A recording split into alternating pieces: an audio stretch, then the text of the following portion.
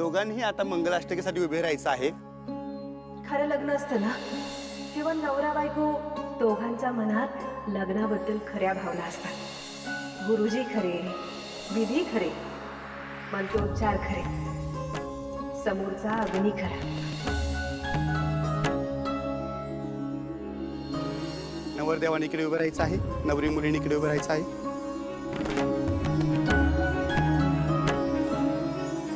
वधूवरांच्या समोर अंतरपाठ धरला जातो।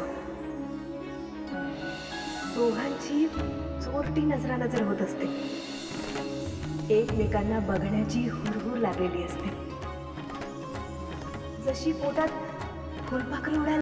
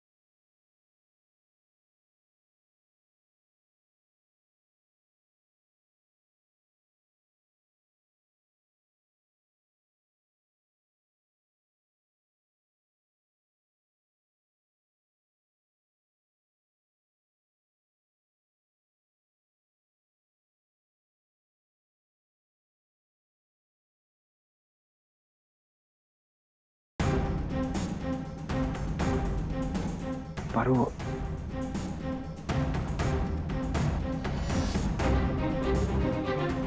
what is his problem? we'll sort it out. Give us 1 second. Paru हार का नहीं घालत है? तू हार घाल, come on.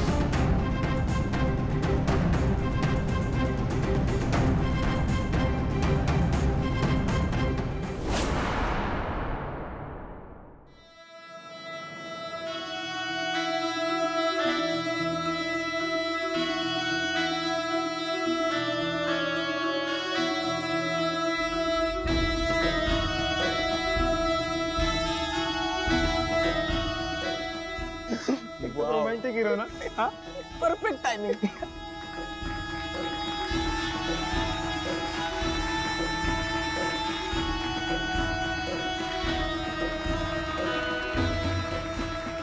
सावित्री आत्या तर म्हणल्या होत्या की हे समजा खऱ्या लग्नात असतंय।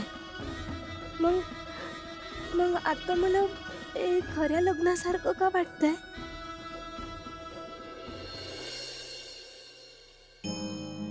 गुरुजी आशीर्वाद असू द्यात। आयुष्यमान भव। तू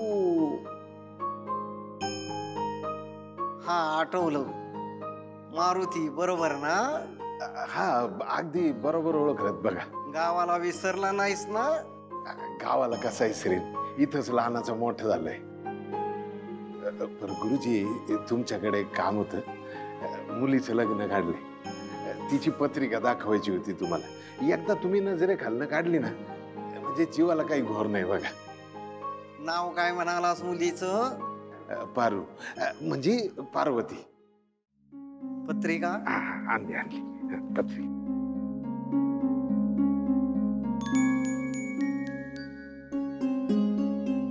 अरे वा वा वा वा, मुलीच्या नशिबात राजयोग आहे बर का. अरे वा. पण 9 ग्रहाची शांती करावी लागेल. ती शांती केली आम्ही.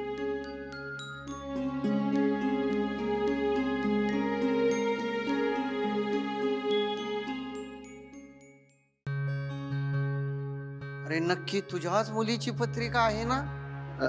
वय आणि तिचं नुकतंच लग्न हे ठरलंय असं तुझं म्हणणं आहे? म्हणणं म्हणजे लग्न ठरलंच आहे. नुकतंच साखरपुडा पण झालाय. अरे पत्रिका तर वेगळं दाखवते. काय? मला तर वेगळेच संकेत मिळत आहे. या मुलीचं लग्न झाल्यास जमा आहे. म्हणजे नक्की या मुलीचं पहिलंच लग्न आहे ना? वय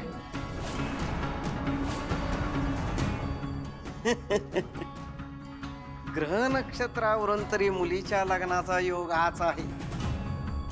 पण ग्रह ताऱ्यांची किमया आणि देवाची करणी आपल्याला काय कळणार? बरोबर आहे. जे ईश्वराच्या मनात असेल तसेच घडेल. तू निर्धास्त राहा, भलं तेच घडेल. वय वय आशीर्वाद असू दे. येतो.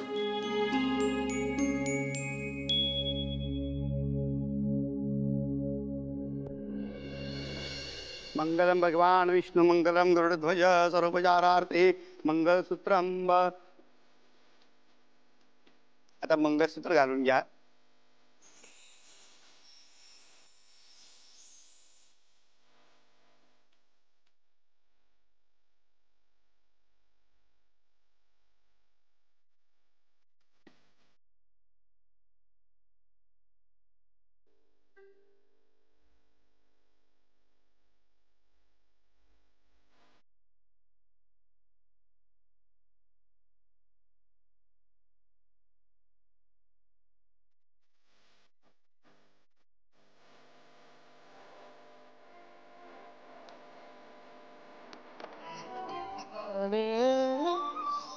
सर्व विधींसह मंत्रोच्चारासह अग्नीला साक्षी म्हणून जो व्यक्ती तुझ्या गळ्यात मंगळसूत्र बांधेल ना तो व्यक्ती तुझ्या आयुष्यभराचा जोडीदार असेल.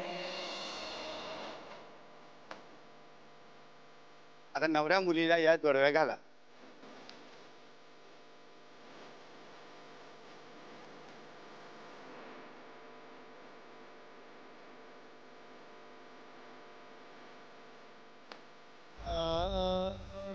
तर सगळं खऱ्या लग्नासारखंच सुरू आहे. आता होमामध्ये आपण हविद्रव्य अर्पण करायचं आहे. तुम्ही हात लावा. दोघांनीही होमामध्ये हवन अर्पण करा. ओम आग्नेय स्वाहा सर्वोपचारार्थे हविद्रव्य समर्पयामी.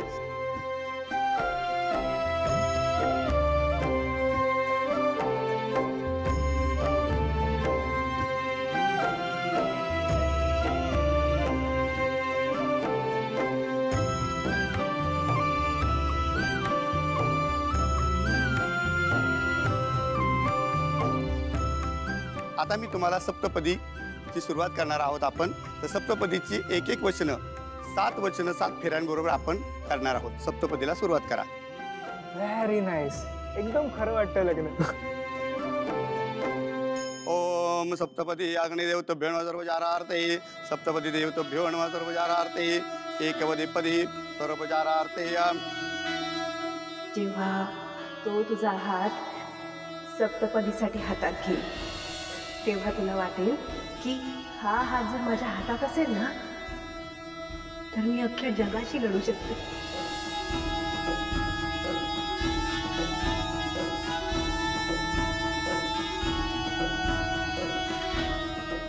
अग्नीच्या साक्षीने 7 फेरे होतील. एक एक फेरा आणि एक एक वचन. पहिलं वचन, पत्नी म्हणून तू त्याची अर्धांगिनी असण्याचा.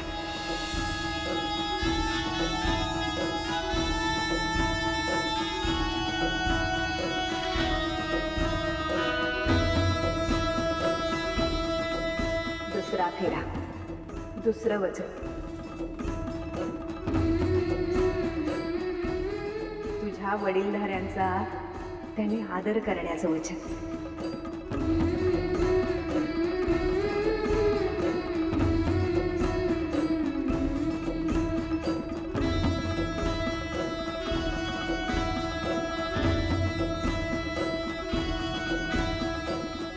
तिसरा फेरा, तिसरं वचन,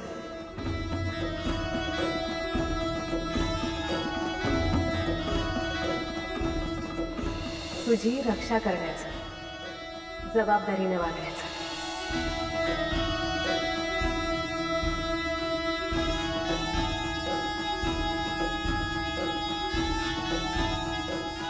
चौथा फेरा आणि चौथं वचन, तुला समान न्याय देण्याचं.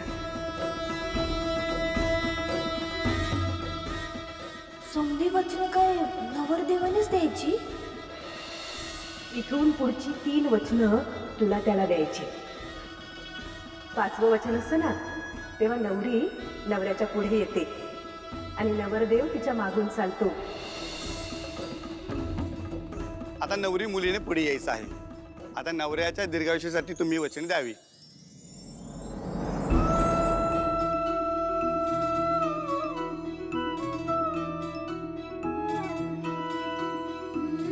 पाचवा फेरा, 5वं वचन, त्याच्यावर येणारं प्रत्येक संकट तू झेलायचं.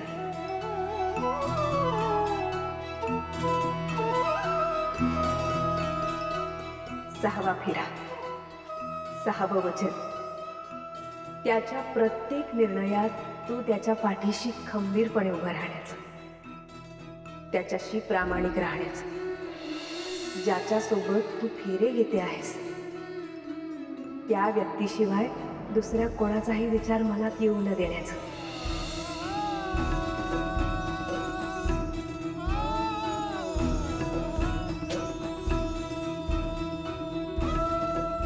सातवा फेरा, 7वं वचन,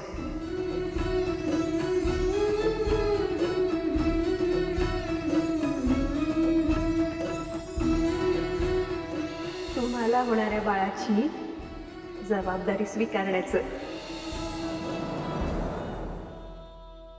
आता वधूने अर्पण करायचे आहेत हवन.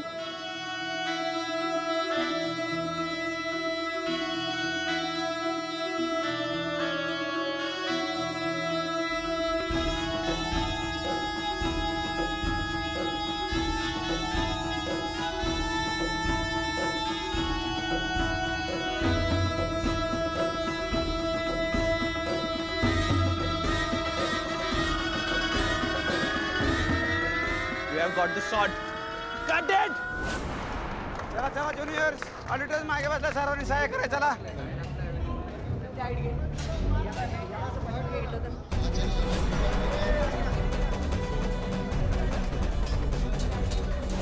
वा, फॅन्टॅस्टिक. अगदी खऱ्या लग्नासारखं सूट झालंय. Thank you so much.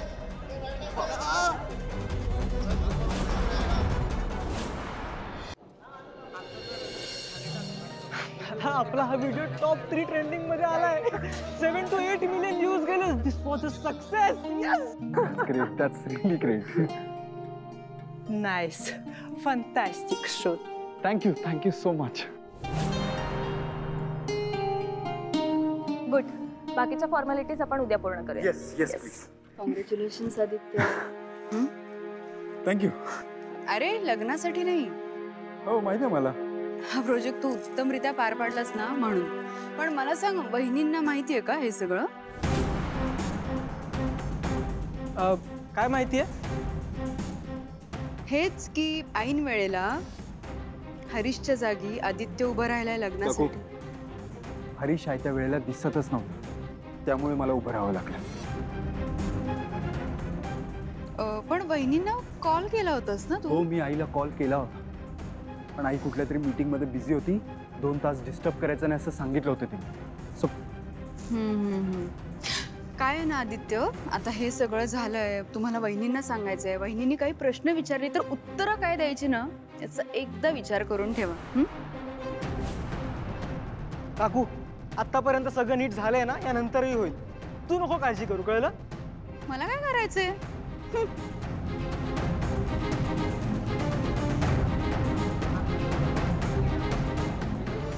पारू, आपलं झालंय, आवरलंय, तू चेंज करून ये. हा दादा, तू पण चेंज करून ये आणि निघूया. ओके, आपण गाडीत भेटू. Yes yes yes, bye. एकदा का गळ्यात मंगळसूत्र पडलं ना बाळा, की बाईने ते शेवटच्या श्वासापर्यंत काढायचं नसतं.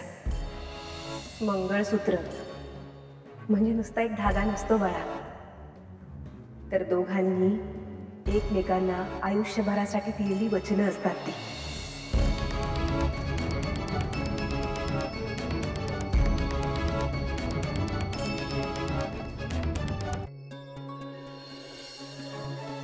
जर त्यांना पारूच्या वेडिंग शूटमध्ये हवी आहे तर पारूचा नवरा म्हणून हरीशलाच मॉडेल म्हणून या शूटमध्ये घ्या. वहिनींना माहितीये का हे सगळं? हरीशच्या जागी तू उभा राहिलास लग्नाला, हे माहितीये का त्यांना?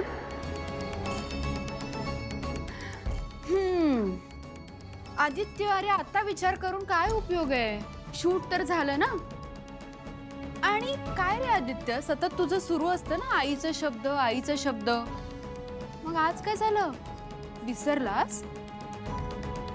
काकू तू ना प्लीज आता राहू. काकू काही चुकीचं बोलत नाहीये. अरे पण आपण हे सगळं कंपनीच्याच फायद्यासाठी करत होतो ना, आणि आईनेच मॅकला शब्द दिला होता ना की तुम्हाला हवं तसं शूट करून मिळेल. आपण फक्त आईचा शब्द पडू दिला नाही, दॅट्स इट. एवढंच कळतं मला. प्रीतम, तू विसरतोयस का? हे शूट लाईव्ह होता. आईने बघितलं असणार शूट.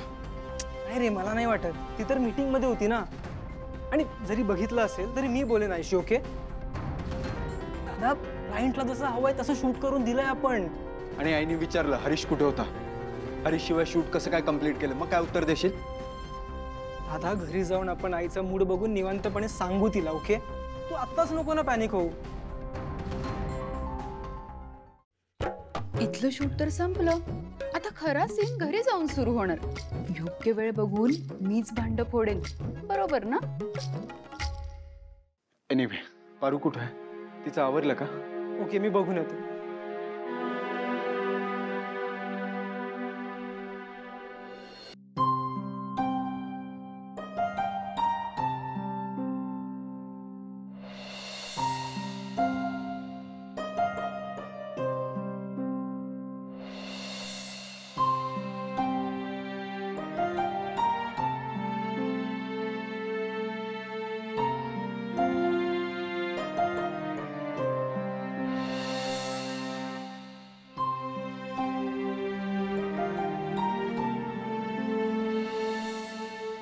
एकदा का गळ्यात मंगळसूत्र पडलं ना बाळा, की बाईने ते शेवटच्या श्वासापर्यंत काढायचं नसतं. हे माझं मंगळसूत्र आहे. माझ्या शेवटच्या श्वासापर्यंत मी हे नाही काढणार. पारू, तुझं आवरलं असेल तर निघूया. पारू, काय ग? आणि हे काय मंगळसूत्र नाही काढलंस अजून? राहिलं असेल आता काढून ठेव. आणि चल, दादा आणि काकू वाट बघतायत. चल. थांबा प्रीतम सर.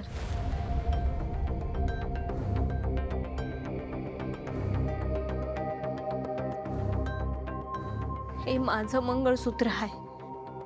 माझा जीव गेला तरी मी हे मंगळसूत्र काढणार नाही.